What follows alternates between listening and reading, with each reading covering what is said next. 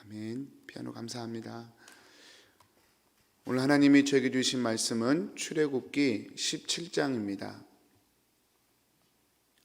1절에서 7절 말씀 저희 보겠습니다. 이스라엘 자손의 온 회중이 여호와의 명령대로 신 광야에서 떠나 그 노정대로 행하여 르비딤에 장막을 쳤으나 백성이 마실 물이 없는지라. 백성이 모세와 다투어 이르되 우리에게 물을 주어 마시게 하라. 모세가 그들에게 이르되 너희가 어찌하여 나와 다투느냐? 너희가 어찌하여 여호와를 시험하느냐? 거기서 백성이 목이 말라 물을 찾음에 그들이 모세에게 대하여 원망하여 이르되 당신이 어찌하여 우리를 애굽에서 인도에 내어서 우리와 우리 자녀와 우리 가축이 목말라 죽게 하느냐? 모세가 여호와께 부르짖어 이르되 내가 이 백성에게 어떻게 하리이까? 그들이 조금 있으면 내게 돌을 던지겠나이다. 여호와께서 모세에게 이르시되 백성 앞을 지나서 이스라엘 장로들을 데리고 나일강을 치던 내 지팡이를 손에 잡고 가라. 내가 호렙산에 있는 그 반석 위 거기서 내 앞에 서리니 너는 그 반석을 치라. 그것에서 물이 나오리니 백성이 마시리라. 모세가 이스라엘 장로들의 목전에서 그대로 행하니라. 그가 그곳 이름을 마사 또는 무리바라 불렀으니 이는 이스라엘 자손이 다투었으며 또는 그들이 여호와를 시험하여 이르기를 여호와께서 우리 중에 계신가 안 계신가 하였음이더라. 아멘. 하나님이 함께 하심을 아는 것이란 주제로 하나님의 말씀 묵상하겠습니다. 성도님들, 지금 출애굽한 지가 한 달, 두 달 정도밖에 안 됐습니다. 3달 정도 여행을 해서 시내산에 도착을 하고 시내산에서 11개월을 머물면서 하나님의 율법을 받습니다. 그리고 그때 이제 나라의 근간을 형성하게 되죠. 우리식으로 말하자면 나라를 창건하고 헌법을 세우는 그런 상황과 같은 것을 할 수 있습니다. 시내산에서 이제 나라로서의 골격을 잡습니다. 하나님의 말씀으로 하나님의 백성의 나라로서 골격을 잡는데, 거기까지 가는 도중에서 지금 계속해서 반복되는 게 있습니다. 그거는 문제가 생기면 원망하는 거예요. 그리고 원망하다가 하나님이 기적을 베풀어 주는 겁니다. 이 사이클이 계속해서 반복되고 있는 것입니다. 광야 40년 동안 사실은 반복됐다고 봐야 합니다. 지금 이제 처음에는 그냥 하나님께서 원망해도 그냥 이렇게 들어주시지만 이게 나중으로 점점 가면 그 원망도 좀 심각해지고요. 또 하나님의 기적도 좀 심각해지고요. 그리고 하나님의 징계도 있습니다. 왜 이런 사이클이 계속 될까? 광야 40년도, 여러분 광야 40년만이 아니라 사사기 40년도 똑같죠. 사사기 40년도 보면 좀 평안하면 우상 섬기다가 어려움을 당하고, 그리고 어려움을 당하면 주여 하고 부르짖다가 또 하나님이 평안케 해주시면 또 우상 섬기고, 이 사이클이 계속해서 반복되는 게 사사기이죠. 왜 이렇게 우리의 삶은, 성경에 기록된 이스라엘 백성들의 삶은 이렇게 바뀌지 않을까? 영성 칼럼에 보면, 육성 목사님 쓰신 영성 칼럼에 보면 거기에 한 이야기가 이렇게 소개되고 있더라고요. 한 사모님이 3년 동안 영성일기를 썼어요. 주님을 바라보는 훈련을 했습니다. 그런데도 잘 안 바뀌는 자신을 발견한 거예요. 왜 나는 안 바뀔까? 이렇게 나름대로 예를 쓰는데, 바뀌려고 예를 쓰는데 왜 나는 안 바뀔까? 고민이 됐어요. 그래서 그것을 일기장에 이렇게 썼던 모양이에요. 유기성 목사님이 그 칼럼을 같이 나누면서 거기에다가 답변을 좀 써놨더라고요. 이렇게 써놨더라고요. 사람의 본성은 바뀌지 않습니다. 우리의 본성을 바꾸려고 하는 건 불가능합니다. 다만 우리가 바뀌는 것은 우리의 본성이 바뀌는 것이 아니라 하나님이 나와 함께 하심을 알기 때문에 바뀌는 것입니다. 저에게는 참 의미 있는 말씀으로 다가왔습니다. 저도 저의 삶을 바꾸려고 예를 쓰거든요. 바뀌었으면 좋겠어요. 그냥 이렇게 맨날 죄에 넘어지고 염려와 두려움 가운데 살고 이렇게 사는 것이 그렇게 좋지 않거든요. 하나님의 말씀을 믿고 정말 믿음의 사람으로 살고 싶습니다. 변화되고 싶습니다. 근데 잘 안 됩니다. 그것이 저의 고민이었기 때문에 그 얘기가 솔깃했어요. 여러분, 우리가 세상 책을 봐도 미움받을 용기라는 책을 보면 그렇게 얘기합니다. 사람은 안 바뀐다고 얘기하는데, 안 된다고 생각하는데, 안 되는 환경이 있다고 생각하는데 그렇지 않다는 것입니다. 그래서 미움받을 용기예요. 사람의 생각을 깨니까. 그 책에서 그렇게 얘기합니다. 여러분, 우리가 아무리 화가 났어도 자녀들에게 집에서 막 목소리를 높여서 나무랄 때에도 전화가 오면 목소리가 바뀐다는 거죠. 아무리 화가 나서도 설령 부부싸움을 하다가도 누가 띵동하고 초인종을 누르면 소리가 바뀐다는 거죠. 우리는 자녀를 나무랄 때나 화가 날 때 생각해요. 지금은 어쩔 수 없어. 지금은 화가 나버렸기 때문에 나는 이걸 어떻게 컨트롤 할 수가 없어. 화가 나는 환경이 됐기 때문에 나는 화를 낼 수밖에 없어. 그렇게 얘기하는데 사실은 그렇지 않다는 것입니다. 우리 마음속 깊은 곳에서 그걸 허용하고 선택해버렸기 때문에 그러는 것이지 환경 탓이 아니라는 것입니다. 다른 사람은 들어와도, 다른 이웃이나 친구의 전화만 와도, 또는 방문해서 집에만 있어도 부부싸움 못합니다. 자녀에 대해서 그렇게 막 대노하면서 분노를 쏟아내지는 못합니다. 그러니까 우리의 삶은 결국 우리의 마음속 깊은 곳에 다른 사람을 조절할 수 있다는 것이죠. 그게 세상 심리학인데 하나님의 말씀은 조금 다르죠. 우리가 아무리 스스로 노력하고 절제해도 우리 본성을 근본적으로 바꿀 수는 없다. 성경은 그렇게 진단합니다. 그러니까 그렇게 살아라, 그렇게 성경은 얘기하지 않습니다. 성경은 하나님이 그래서 함께 하신다라고 말씀하십니다. 하나님이 우리와 함께 하심을 의식하고 느낄 때 우리의 말과 행동은 바뀔 수 있어요. 여러분, 우리가 하루를 살아가면서 어떤 일을 행하실 때 주님이 지금 내 옆에 계신다 한번 생각해 보십시오. 그러면 내가 지금 보고 있는 것들 주님도 같이 보고 계실까? 내가 지금 하고 있는 말들 주님이 그 대화에 지금 함께 하고 계실까? 괜찮을까? 주님이 나와 함께 하시는 것을 바라보는 것만큼 우리의 삶은 절제가 되고 또 경건해지고 또 바른 진리 위의 삶을 살 수 있다고 생각합니다. 주님을 바라보는 것, 히브리서 12장 2절에도 그렇게 얘기합니다. 믿음의 주요 온전케 하신 예수를 바라보라. 믿음의 주님이라는 말은, 믿음의 주님이란 말이 좀 어렵죠. 믿음의 주님이 도대체 뭔가? 그 말을 조금 풀어서 쓰면 믿음의 창시자요, 믿음의 완성자라는 뜻입니다. 그러니까 우리가 말하는 믿음은 어디에서 나오느냐? 주님에게서 나와요. 다시 말하면 우리가 말하는 믿음은 주님을 바라볼 때에만 생기는 거예요. 오늘날 우리 신앙이 타락하는 이유가 뭐냐면 주님을 바라보지 않아요. 주님을 의식하지 않아요. 무슨 일이 생길 때만 주님을 찾아요. 그리고 나머지는 그냥 열심히 살아내면 된다고 생각해요. 팀 켈러는 이에 대해서 이렇게 비유를 하더라고요. 홀어머니가 애를 써서 세 아들을 키웠습니다. 그러면서 늘 얘기했어요. 아들들아, 너희는 착하게 살아야 된다. 많은 사람을 돕고 살아야 된다. 늘 교훈하면서 세 아들을 힘들게 혼자 키웠어요.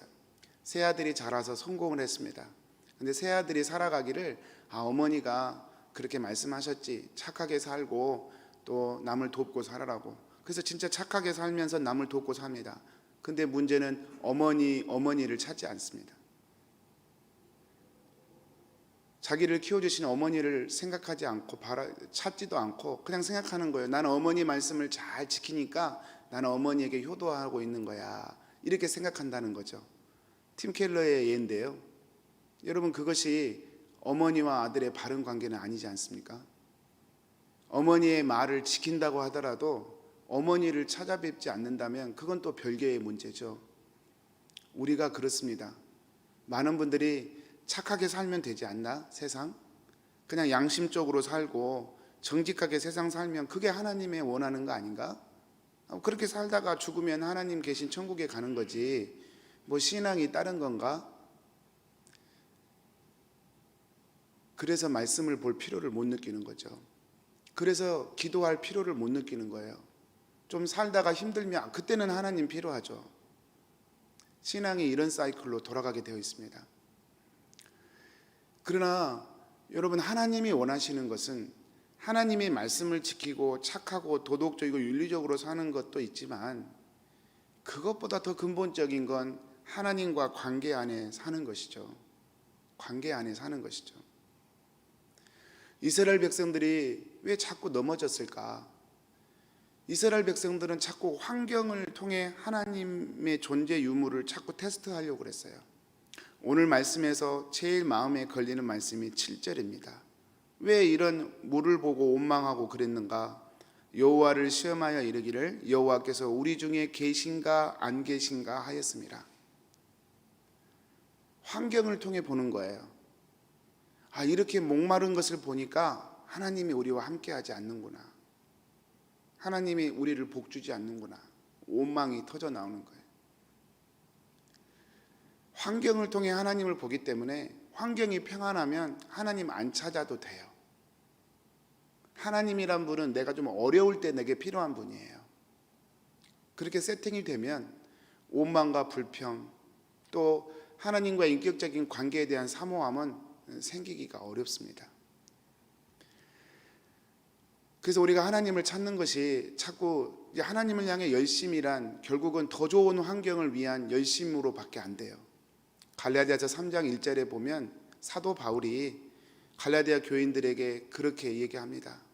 갈릴리 사람들아, 누가 너희를 꾀되냐? 십자가가 너희 앞에 밝히 보이거늘 누가 너희를 꾀더냐? 십자가가 밝히 보이거늘 그렇게 얘기합니다. 갈라디아 교회의 사람들이 열심히 하나님을 믿었지만 십자가의 주님을 바라보지 않으니까 내 열심으로 사는 거예요. 구원은 은혜로 받지만 삶은 내 열심으로 사는 거야. 열심히, 믿음도 내 열심으로 하는 거고 내 열심으로 하는 거예요. 그렇게 율법주의로 가버렸어요. 사도 바울이 가슴이 아파서 갈라디아서에서 갈릴리 사람들아, 십자가가 너희 앞에 밝히 보이거늘 누가 너희를 꾀더냐, 이렇게 참 안타까운 이야기를 하죠. 사랑하는 성도님들, 환경을 통해 하나님을 바라본다면 우리는 하나님께 대해 끊임없이 원망하고 또 좌절하고 그러는 사이클을 반복할 수밖에 없습니다. 십자가에 달린 주님을 바라보고 믿음의 주요 온전케 하신 예수님을 믿음으로 바라보면서 그 주님과의 관계 가운데서 우리의 삶을 의탁할 수 있어야 합니다. 그랬을 때 우리는 세상을 이길 수 있습니다. 손들은 오늘 말씀에서 반석을 가르고 우리 물을 내어주시는 하나님에 대해서 아는 것도 중요하지만 더 중요한 것은 하나님이 우리와 함께 하신다는 사실을 아는 것이 더 중요합니다. 예수님께서 십자가에 죽기 마지막 저녁에 기도를 하십니다. 아주 긴 기도를 하시죠. 그 기도 전에도 제자들에게 이렇게 설교를 하십니다. 요한복음 14장부터 17장까지가 설교죠. 마지막 날에 하신 설교. 그 설교의 대부분이 뭐냐면 성령님에 관한 설교입니다.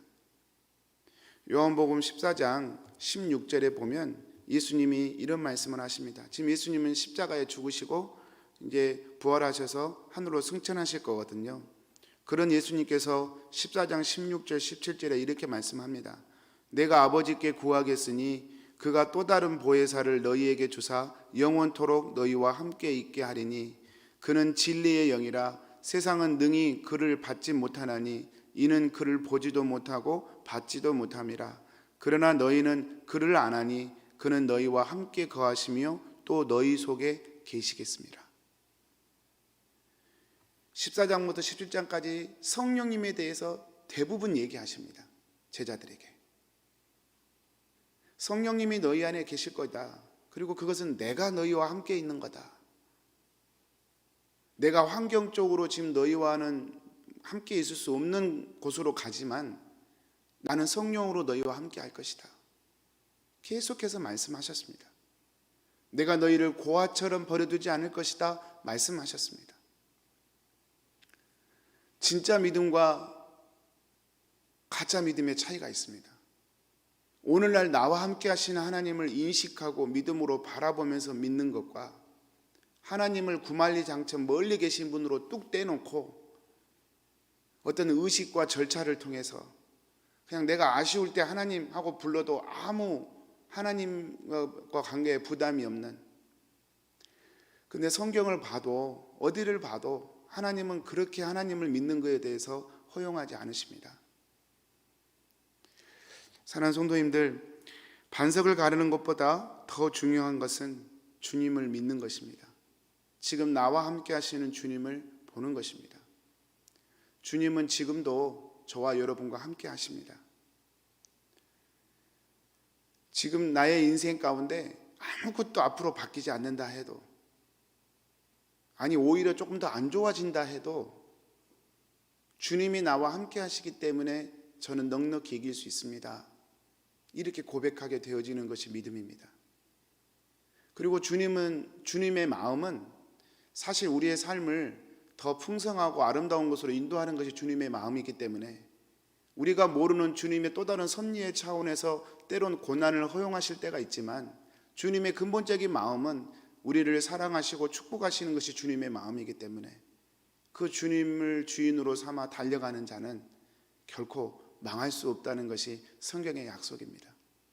사랑하는 성도님들, 오늘 하루도 이 주님을 믿음으로 바라봤으면 좋겠습니다.